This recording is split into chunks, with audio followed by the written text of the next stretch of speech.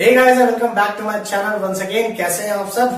उम्मीद करता हूं सब मजे में होंगे, सब मजेदार होंगे। चलिए, आज की कहानी में हम डिस्कस करने वाले हैं new chapter which is wave optics.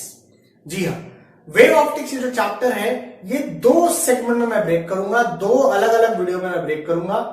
आज के वीडियो में हम बात करेंगे वेव थियरी ऑफ लाइट के बारे में। मतलब इसमें हम बात करने वाले हैं Newton corpuscular theory, Huygens principle, polarization, ये तमाम कंसेप्ट, तमाम थ्योरेटिकल कंसेप्ट के बारे में इस वीडियो में, आज के वीडियो में हम बात करेंगे। यह हमारा वीडियो 1 होगा, that is the wave theory of light. फिर हम इसका वीडियो 2 बनाएंगे। वीडियो 2 भी जल्दी रिलीज होगा और वीडियो 2 में प्रोबेबली जो अगला टॉपिक हमारा होगा that is interference and diffraction. Interference diffraction में ये तमाम जो टॉपिक आपको यहां डिस्प्ले हो रहे हैं, ये सारे टॉपिक इंटरफेरेंस डिफ्रैक्शन में अपलोड किए जाएंगे, सॉल्व किए जाएंगे, डिराइव किए जाएंगे। Am I clear? तो ये आज का वीडियो हमारा 2 सेगमेंट में बंटने वाला है। आज के वीडियो में हम बात किए हैं वेव थियरी ऑफ लाइट के बारे में। ठीक है, आइए वेव थियरी ऑफ लाइट के बारे में कहानी शुरू करते हैं और अगले वीडियो को भी जरूर देखिएगा। अगला वीडियो होगा इंटरफेरेंस एंड डिफ्रैक्शन के बारे में। चलिए बिना किसी देरी के आज का video wave theory of light पे शुरू चालू करने वाले हैं। वेव थियरी ऑफ लाइट यानी पेपर 2 ऑफ फिजिक्स हम लोग स्टार्ट करने वाले हैं। वेव थियरी ऑफ लाइट की कहानी आज हम लोग देखने वाले हैं। मोस्टली इसमें सारे सवाल जो है वो थियोरेटिकल है, तो थियोरेटिकल डिस्कशन ही करेंगे।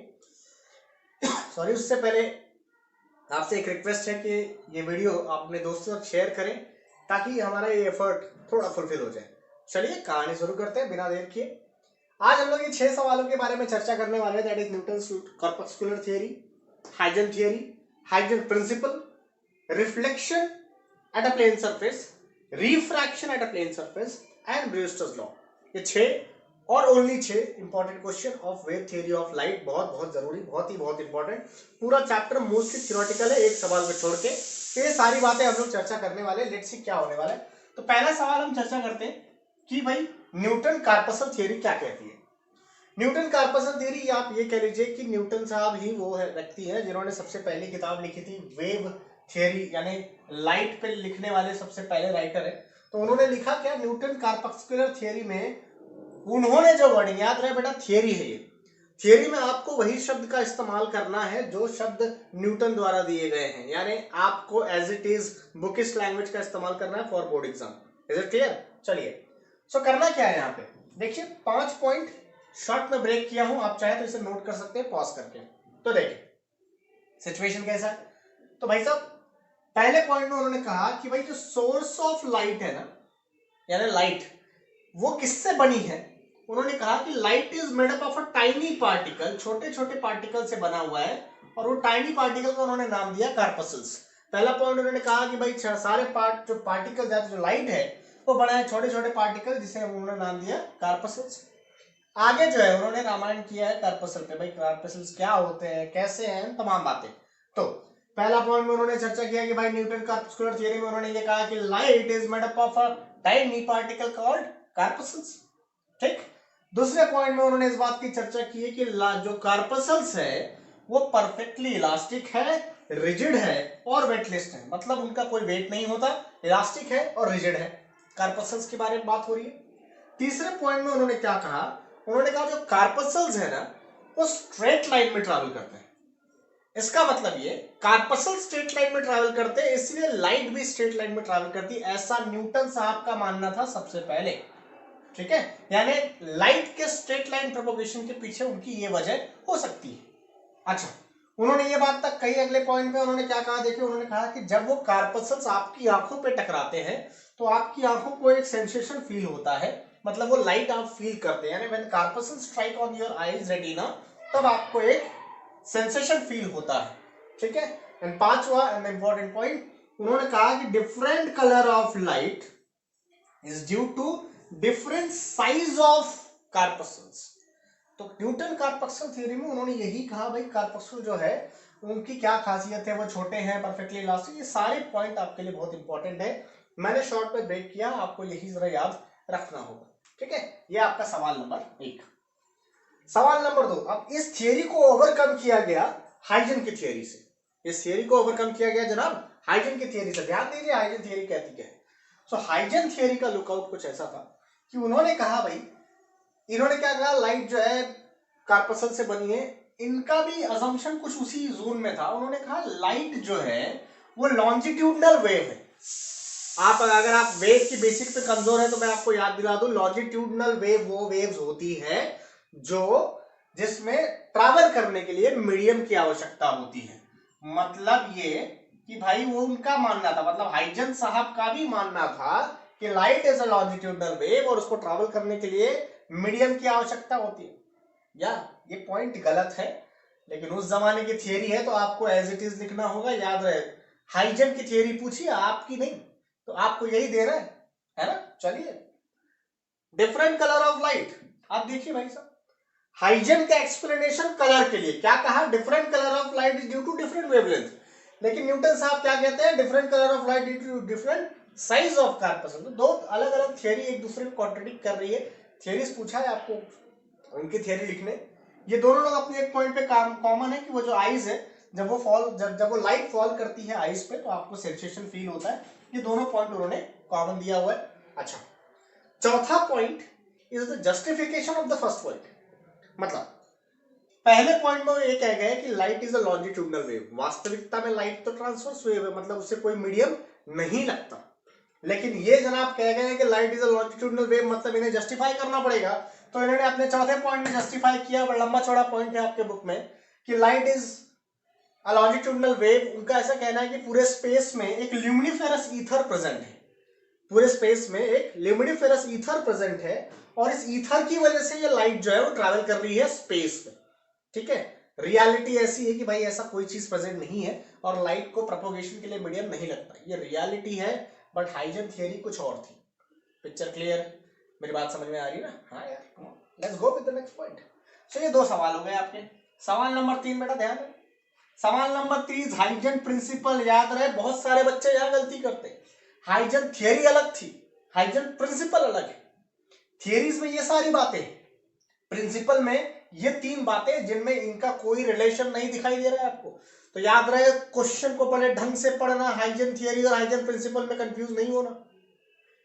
इज इट क्लियर ना? चलिए, सो हाइजन प्रिंसिपल क्या कहता है, देखो बॉस, हाइजन प्रिंसिपल कहता है कि भाई एक्चुअली वहां पे वेव फ्रंट की बात हो रही है। उनका कहना है कि भाई every point on the wave front will behave as secondary wavelet. इसका मतलब ये कि समझे, मान लीजिए कि ये एक वेव है, ठीक है, तो अब जितने भी पॉइंट है इस वेव में, all this point will behave as secondary source. ये क्या बिहेव करेंगे? Secondary source. और ये लोग आने वाले वेव को जन्म देंगे, फिर यहां के पॉइंट आने वाले वेव को जन्म देंगे। मतलब ये कि every point on the wave front will behave as secondary wavelet, मतलब वो सेकेंडरी हो जाएगा और वो सोर्स के तौर पे काम करेगा। ये हो गया पहला पॉइंट। दूसरा पॉइंट ये था कि जो नया वेवलेट बना, यानी जो नया वेव बना, वो हमेशा कहां इफेक्टिव रहेगा? फॉरवर्ड डायरेक्शन में। मतलब it is more effective in forward direction only, मतलब वेव आगे ही जाएगी, पीछे नहीं आएगी, ऐसा इनका कहना था हाइजन प्रिंसिपल। और द थर्ड वन इज कि अगर आपको हर पॉइंट का अगर आप टेंजेंट निकालते हैं तो आपको एक नया वेव फ्रंट मिलेगा। मतलब आपको अगर रिजल्टेंट वेव फ्रंट बनाना है तो वो जो वेव जा रही है उनका टेंजेंट ड्रॉ कर लीजिए, टेंजेंट को कनेक्ट कर लीजिए, तो आपको नया वेव फ्रंट मिलेगा। Is it clear? Hi Newton corpuscular theory, Huygens principle, 3 सवाल बुक में जाकर पढ़े, इसे नोट कर ले ताकि याद रहे। क्लियर? बुक में जाके इन सवालों को जरूर पढ़िएगा, ठीक है, नोट कर लीजिए।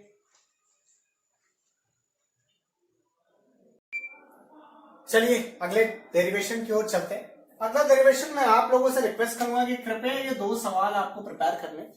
एक सवाल है रिफ्लेक्शन का, दूसरा सवाल है रिफ्रैक्शन का। याद रहे, रिफ्लेक्शन क्या होता है? When angle of incidence equal to angle of reflection. ये वाली पैरामीटर आपको वेव फ्रंट से प्रूव करनी है। बुक में जो डेरिवेशन दिया हुआ है, डेरिवेशन तो नहीं, वो जो डायग्राम दिया हुआ है वो डायग्राम आपको प्रिपेयर करना होगा। रिफ्रैक्शन का ठीक उसके बाजू में डायग्राम दिया हुआ है।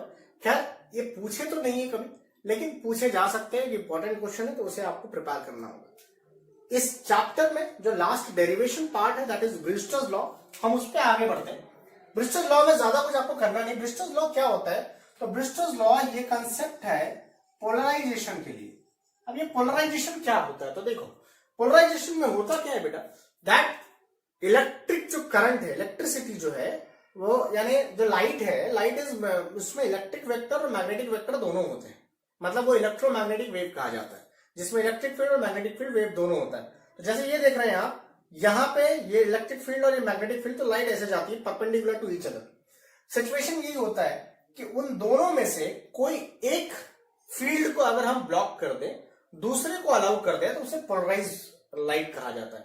मतलब इलेक्ट्रिक फील्ड और मैग्नेटिक फील्ड दोनों है, उसमें से अगर आप किसी एक को रोकते हैं, दूसरे को अलाउ कर देते हैं, तो वो पोलराइजेशन प्रोसेस कहा जाता है। Is it clear?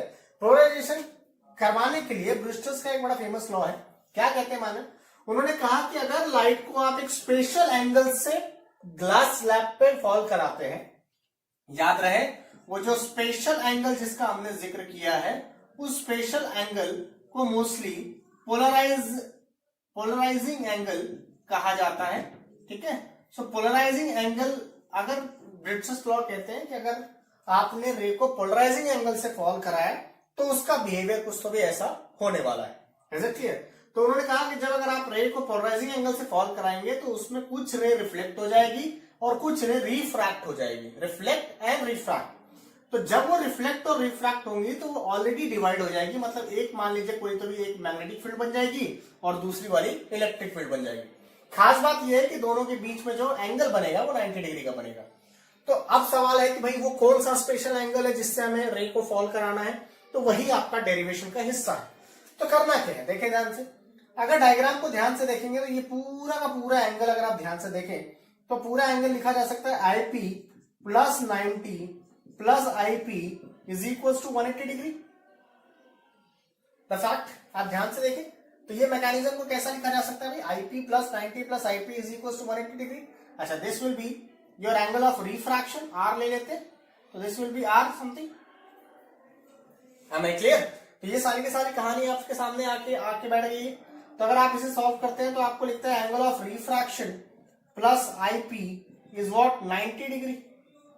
ये आपको फ्यूचर में काम आने वाला है। देखो, तो फिलहाल यहाँ पे लगाएंगे हम लोग क्या, स्नेल्स लॉ, क्योंकि भाई वही लगाया जाता है। तो स्नेल्स लॉ लगाएंगे, तो स्नेल्स लॉ कहता है कि sine angle of incidence to the sine angle of refraction equal to mu होता है। अब साइन एंगल ऑफ इंसिडेंस यानी पोलराइजिंग एंगल है, साइन एंगल ऑफ रिफ्रैक्शन निकालिए तो क्या हो जाएगा, देखो ध्यान से।